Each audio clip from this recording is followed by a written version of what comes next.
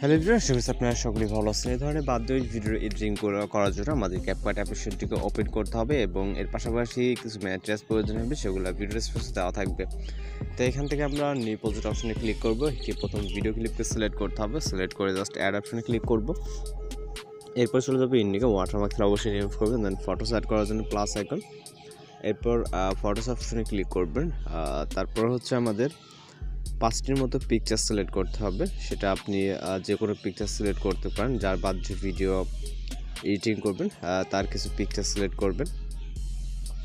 ওকে, তো আমরা এখান থেকে টোটালি 5টির মতো পিকচার সিলেক্ট করে নিব। ওকে, চারটা নিছি এবং একটা 5টা জাস্ট অ্যাড করে নিব এবং এই পিকচারগুলোকে অবশ্যই ফুল ফ্রেম করে নিতে হবে। চাইলে আপনি লেফট বা রাইট সাইডে কিন্তু মুভ করে নিতে পারেন। ওকে, তো পিকচার যেহেতু ডাউনলোড করতে পিকচার, আমার পিকচারগুলো একটু ঘোলাটে।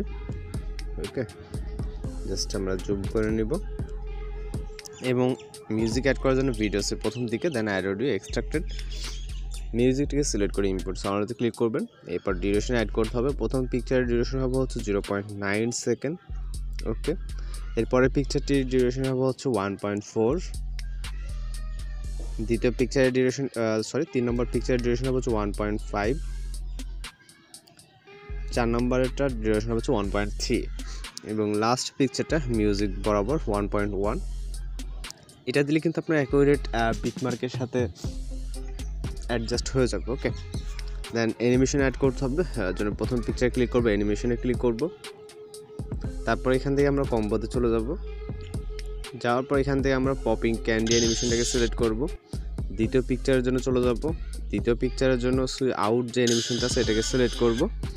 এর পরের পিকচারের জন্য আবারও সেমভাবে অ্যানিমেশন থেকে কম্বো পপিং ক্যান্ডি। পরবর্তী পিকচারের জন্য এখান থেকে আবারও সুই আউট। ওকে, লাস্ট পিকচারে আমরা পপিং ক্যান্ডিটাকে সিলেক্ট করব, দেন টিক মার্ক। এরপর আমাদের একটি ভিডিও ইফেক্ট অ্যাপ্লাই করতে হবে।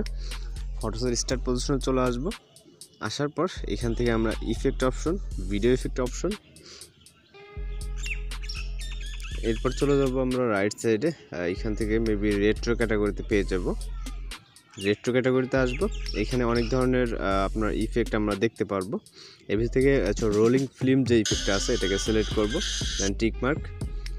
এই ইফেক্টটাকে আমরা জাস্ট দ্বিতীয় পিকচারের স্টার্ট থেকে এন্ডিং পর্যন্ত রাখবো, দেন কপি করব। 3 নম্বরটাকে গ্যাপ রেখে আবারও সেমভাবে 4 নম্বর পিকচারের স্টার্ট থেকে 4 নম্বর পিকচার এন্ডিং পর্যন্ত। ওকে, দেন আমরা এখান থেকে ওভারলেতে পিএনজি অ্যাড করব এবং হচ্ছে শ্যাডো এবং পিএনজি ফটো অ্যাড করতে হবে।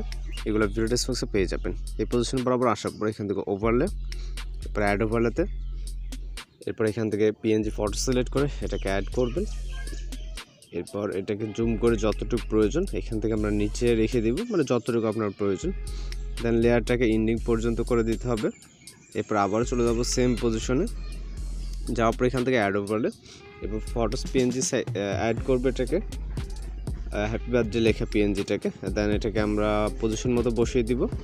ওকে, এবং এই লেয়ারটাকেও এন্ডিং পর্যন্ত করে দিতে হবে। ওকে, জাস্ট পারফেক্টলি এন্ডিং।